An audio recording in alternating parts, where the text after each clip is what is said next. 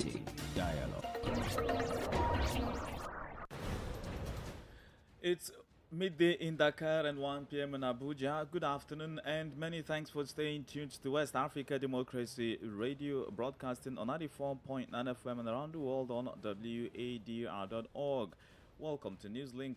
Here are the top stories.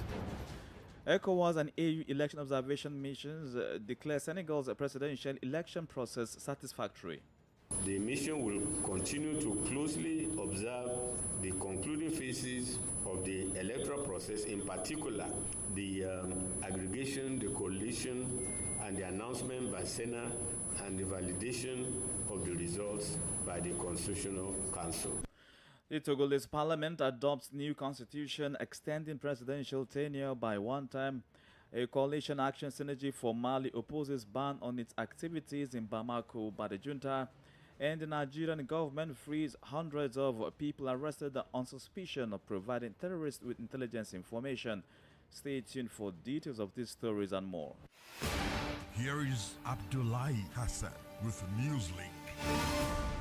Many thanks for joining us and welcome to our listeners in the Gambia, Ghana and Liberia. This edition of the news begins in Senegal, a country whose recently concluded presidential election on March 24 has been declared as satisfactory by the Economic Community of West African States and the African Union. The election observation missions from the two organizations presented their preliminary report at the joint press conference in the Senegalese capital, Dakar, on Tuesday. The report commended the impressive turnout rate, the professional conduct of electoral staff, and the deployment of materials to thousands of polling centers. Polls also opened early nationwide without any reported electoral violence, but recorded a few incidents of invalid votes. Led by Nigeria's former Minister of Foreign Affairs, Professor Ibrahim Gambari, the team made recommendations to improve on subsequent vote. As Simoedet reports, Sunday's elections cost the state around 14 billion CFA francs. The mission will continue to closely observe the concluding phases of the electoral process, in particular the aggregation, the coalition, and the announcement by Senate and the validation of the results by the Constitutional Council. That was Professor Ibrahim Gambari, head of the ECOWAS election mission to Senegal, at the declaration of the preliminary report of the March 24 presidential elections. At the press conference in Dakar, attended by hundreds of election observers, media and other stakeholders, Professor Gambari praised how the vote was conducted, stressing the impressive turnout rate, including young people, women, the elderly and persons with disability in the 14 regions of the country. In addition, the mission notes the deployment of electoral officials, materials and heavy security presence at polling booths on election day. The presidential vote has come and gone, but the outgoing President Macky Sall has two key concerns, says the ECOWAS head of mission. One is the cost of elections, because the total cost of this election was about 14 billion CFA, which is a lot. The second, that the president raised again, is up to the people of Senegal to have that conversation. He was mentioning that some of the institutions are too powerful, and you can guess which one he thought was particularly too powerful, the Constitutional Council. After much attention and a protracted period of instability arising from the alleged constitutional coup by President Sall, Senegalese electorates through the ballot have ushered in a regime that promises a new era of change, inclusion and social cohesion. Bashiru Jamai Faye has emerged victorious, but experts suggest he works on reconciling the political divide alongside his reforms. Imo Edet filed that report. Meanwhile, the European Union Election Observation Mission has commended the overall smooth organization of Senegal's delayed presidential vote. The EU team, in its report presented on Tuesday in Dakar, at the conclusion of its monitoring of the electoral process, similarly made recommendations. Speaking at the press conference, Melin Bjork, the head of the mission, expressed regret over the pre-election crisis in the country and the disruptions experienced on voting day. We have been able to see that the pre-electoral process was, of course, marked by a political crisis here in Senegal, but the country could come out of that through the decision of the Constitutional Court and the fact that the date was fixed for the 24th of March for the presidential elections. That, together with the fact that candidate Diomaye Faye was released from prison, made that tensions were lowered and that the campaign could actually be vibrant and very active.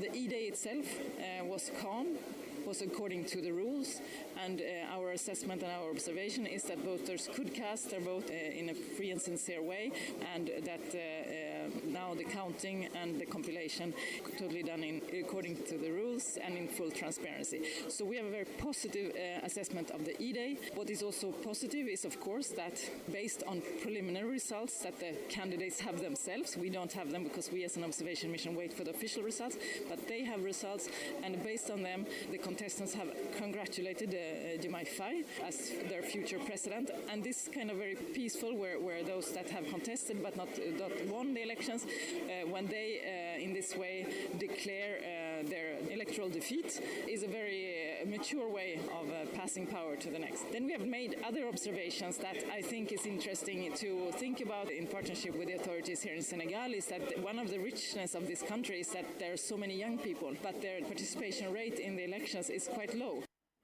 Merlin Bjork is the head of the European Union Election Observation Mission to Senegal. More on electoral-related matters, the Togolese parliament has adopted a new constitution that extends presidential tenure by one term while imposing a limit of one term, potentially enabling President Faye to prolong his 19-year tenure by an additional year. With the new constitution disregarding his previous time in office, Yassingbe could remain in power until 2031 if re-elected in 2025. Augustine Coley completes the story. Togo adopted the new constitution amid preparations for legislative elections scheduled for 20th April. However, civil society groups are raising concerns about the legitimacy of the MPs involved in passing the text. David Dosse, coordinator of Tournants La Page, Togo, a civil society organization, has been vocal in this regard. This new constitution was adopted by Parliament whose mandate ended in December 2023. 3 months ago, we have never debated it. We have never been consulted. We believe that this is a constitutional coup that has been carried out simply to continue perpetuating the current regime.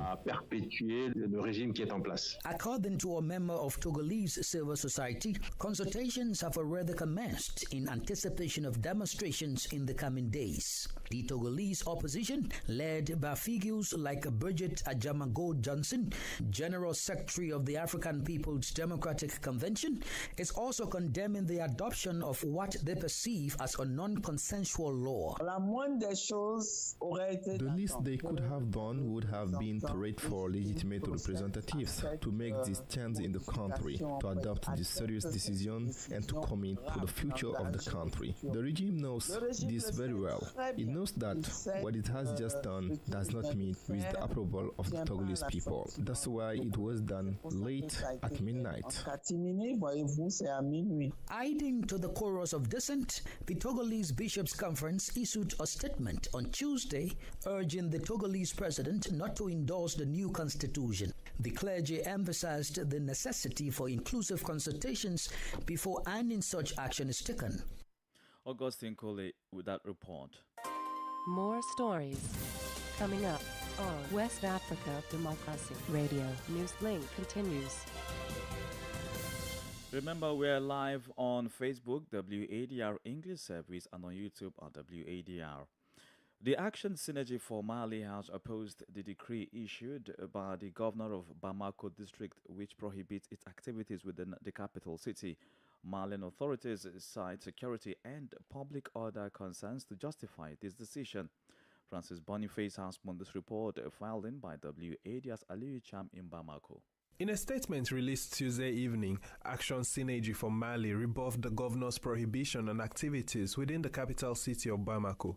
The Action Synergy for Mali justified its stance based on security concerns and the perceived risk of endangering public order. However, these arguments failed to persuade Yusuf Daba Diawara, the group spokesperson. Meanwhile, amid staunch opposition to the transitional authorities, the coalition of opposition parties is advocating for a civilian-led transition to reinstate constitutional order, as emphasized by Yusuf Daba Diawara. Formed last February, the coalition, comprising political parties and civil society entities critical of the transition, has come under scrutiny from the authorities. Several of its members, including Imam Diko's CMAS and the newly formed Kaoral, have faced dissolution. Despite these challenges, the Action Synergy for Mali continues to condemn acts of intimidation and violations of freedom of expression. A report filed in by WADR's Ali Jamin Bamako and voiced in our studios by Francis Boniface. Now, let's head to Nigeria, where the transitional head of state, General Abdurrahman Chani, spoke on the telephone on Tuesday with Russian President Vladimir Putin on strengthening their security cooperation. According to an official Nigerian press release, the two heads of state discussed the need to strengthen security cooperation between Moscow and Niamey in the face of current threats when jihadist attacks are undermining the Sahel. General Chani, who has led Nigeria since the overthrow of President Mohamed Bazoum last July, expressed his thanks for the support Russia provided to Niger and the struggle of this Sahelian country for sovereignty. Niger, like neighboring Burkina Faso and Mali, has been facing recurring and deadly jihadist violence for years, perpetrated by jihadist groups affiliated with Al-Qaeda and Islamic State IS. This meeting between Putin and Chani comes 4 days after an attack on a concert hall in the suburbs of Moscow that killed at least 139 people. The Islamic State terrorist network has since claimed responsibility for the attack. The Nigerian military authorities have announced the release of 230 individuals suspected of having ties to Boko Haram, comprising 219 males and 11 females, following a thorough profiling process. A local media report citing military sources states that these individuals were found not to be terrorists but rather victims of forced recruitment. WADR's Usman Umar in Abuja tells us more. The report further detailed that the 230 suspects were handed over on Tuesday to the Borno State government through the Ministry of Women Affairs and Social Development to reintegrate them into society. Nigeria's armed forces are currently engaged in multiple battles, including combating armed criminals in the northwest region and addressing the ongoing jihadist insurgency in the northeast. Since 2009, this insurgency has resulted in the death of 40,000 people and the displacement of over 2 million individuals.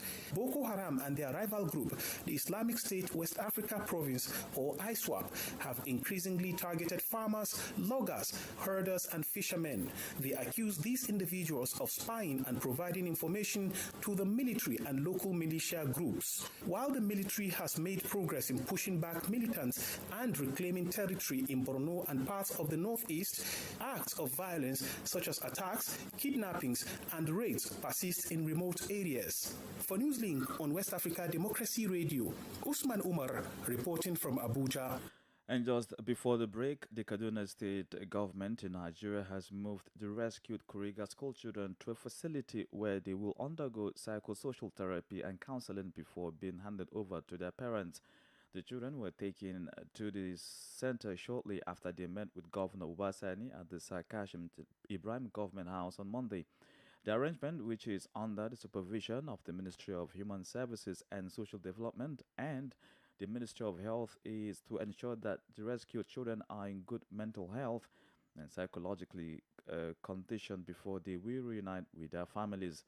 The General Officer Commanding of 1 Mechanized Division of the Nigerian Army, Major General Maironso Saraso, during the handover of the children to Governor Uba on Monday, disclosed that 6 out of the 137 of them were undergoing medical treatment at a military hospital in the state.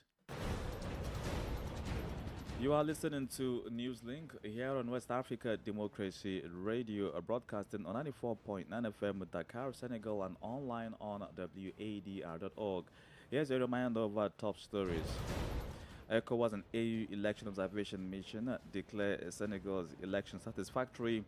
Togolese parliament adopts new constitution extending presidential tenure by 1 term. A coalition action synergy for Mali opposes a ban on its activities in Bamako by the junta. The Nigerian government frees hundreds of people arrested on suspicion of providing terrorists with intelligence information. Ahead in the news is the press review, guest interview, and a sports update. Please stay with us. You are listening to West Africa Democracy Radio, broadcasting from Dakar, Senegal. Many thanks for staying with us. Ghana's Minister of Finance, Dr. Mohamed Amin Adam, has labeled the 6.8% depreciation of the cedi recorded against the dollar so far as an indication of the great performance of the currency. The latest economic data by the Bank of Ghana revealed the cedi as of 20th March 2024 recorded a depreciation of 6.8% against the dollar, with the governor of the central bank, Dr. Ernest Addison, attributing the recent rapid depreciation to external pressures. From Accra, WADR's Nadiri Tete reports. Addressing the press on the economy, the Finance Minister, Dr. Mohamed Amin Adam, said the depreciation rate is evidence of a sustained stability of the cedi, further declaring the cedi's performance as remarkable. Dr. Amin Adam adds inflows from international partners to the tune of $1.2 billion is expected to stabilize the currency. 6.8% against 22.1% same time last year also shows the great performance of our currency. To further stabilize the currency, we are expecting a total disbursement of about 1.2 billion United States dollars from our development partners, namely the IMF, the World Bank, and the African Development Bank. And this we expect to be disbursed before the end of this year, 2024. The finance minister also hints government is in the final stages of restructuring its external commercial credit. Government has received counter proposals on the debt treatment scenarios from the two bondholder groups. In the coming week, government and its advisors, our advisors, will start extensive discussions with bondholder representatives to advance restructuring talks following agreement with the OCC. Meanwhile, the Bank of Ghana has maintained its monetary policy rate at 29%. This decision comes amidst a cautionary message from the International Monetary Fund advising central banks to exercise caution when reducing interest rates, as a more relaxed monetary policy could potentially exacerbate inflationary pressures. For WADR, Nadiri Tete, Accra. This is the newspaper review. Stay abreast and find out what the top stories are in your country. This is the newspaper review. The newspaper review. It's Wednesday, and today's press review takes us to the Gambia, where WADR's Sankule Janko is standing by. And welcome to this edition of the press review, coming to you from Banjul, the Gambia. We begin with the Standard newspaper for today. And the lead story on the Standard newspaper reads, NAM to seek power of attorney from Jammeh to sue government. And that is Almame Jiba, the famous Almame Jiba, who actually attempted to repeal the anti-FGM law. This time around, he's seeking a power of attorney from former President Yahya Jammeh to sue the government of the Gambia. Three names also sue Clark, Attorney General, over removal from ECOWAS Parliament. National Assembly member for Banjul South, Tumanjai Barrow, and Nam Jalo have reportedly sued the clerk of the National Assembly of the Gambia, the Attorney General, over removal from ECOWAS Parliament. These three were members of the ECOWAS Parliament, but they have been removed by the clerk of the National Assembly, and they felt the moves were illegal and resorted to suing them. OIC Gambia finalized logistics accommodating reserve for 4,000 delegates, government buying over 100 vehicles. That's another story. Now, let's move on to the Point newspaper for today. The lead story on the Point newspaper reads, Witness provides video evidence in UDP's case against 6. The United Democratic Party, that is the opposition party, UDP, decided to provide evidence against 6 people that have been appointed by President Adama Barrow. The UDP claims these appointments were illegal, and they've decided to brought forth some evidence, video evidence with regard to their claim. This other one reads, Bar voices against attempt to repeal anti-FGM. Bar here is referring to the Gambia Bar Association. GIA giving ultimatum to retire over 80,000 impress. GIA is the Gambia International Airlines. And this other one read, court orders state to provide lawyer to alleged Forex Bureau Modra. Now let's move on to the final newspaper for today, and that is the Fourier newspaper. And the lead story on the Fourier reads, WCR governor denies unlawfulness in tussle with council. WCR is West Coast region, and the governor of this particular region denies any unlawfulness in tussle with the council because the council is governed by the opposition UDP, and the chairman is a member of the UDP, and this council is under the purview of the governor's office. Lawyer Dabo asks Supreme Court to nullify FJC and Rambo's appointment. Senegal's leading candidate fight calls for reconciliation, peace. And finally, this one reads, Parliament asks government to address issues confronting critical sectors. I'm afraid these are the major stories making headlines on Gambian dailies. It's back to you in the studio. Many thanks, Sankule Janko. Politics, Analysis on major news, social matters, and all.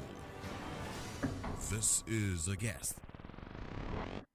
Our guest is Ambassador Abdul Fattah Musa, ECOWAS Commissioner for Political Affairs, Peace and Security. The Commissioner spoke exclusively with WADR about the ECOWAS Commission's preliminary report about the March 24 presidential election in Senegal. The excerpt of the interview this afternoon focuses on the major findings, recommendations and intervention for the incoming government. In sum, I would say that the entire processes leading, starting from the electoral campaign, which was cut short because of circumstances that we are all aware of, which made it impossible for the candidates actually to expose their agenda fully to their population, meaning that many people went into these elections looking for change and not programs. So that is one thing, that conclusion that you can come out of this. They went in looking for change. Programs were not, programs were quite important, but I think the overriding desire of people to make sure that they put an end, to the existing order and then to turn a new page, and it was a driving factor in this election. That's why, despite the fact that the candidate did not have the constitutionally allowed period of 3 weeks for campaign, people still had made their choices, that they wanted change. That is one. Number two is the professionalism, of the electoral management bodies, in the country, and then also the Republican nature of the security forces. In the security arrangements over here, was also a major factor in all that.